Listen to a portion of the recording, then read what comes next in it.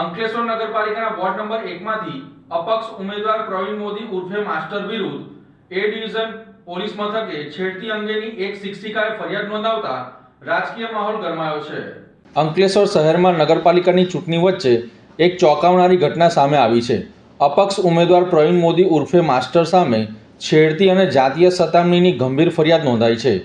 એ division પોલીસમાં નોંધાયેલી ફરિયાદ અનુસાર શિક્ષિકાએ આક્ષેપ કર્યો છે કે વર્ષ 2017 થી વર્ષ 2022 દરમિયાન પ્રવીણ મોદીએ તેના પર અયોગ્ય માંગણીઓ કરી હતી। શિક્ષિકા દ્વારા ના પાડતા તેને હેરાન કરવા માટે શિક્ષણ વિભાગમાં ખોટી અરજી કરાઈ હોવાનો પણ આરોપ મુકાયો છે। આ સમગ્ર મામલે પ્રવીણ મોદી સિવાય ભદ્રેશ પટેલ સહિત કુલ 8 લોકો સામે ગુનો નોંધાયો છે।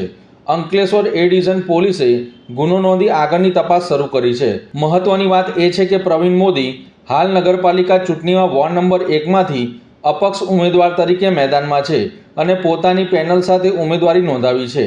આ મામલે પોલીસે તપાસ ચાલુ હોવાથી વધુ વિગતો તપાસ પૂર્ણ થયા બાદ જ સ્પષ્ટ થશે તેમ જણાવ્યું હતું।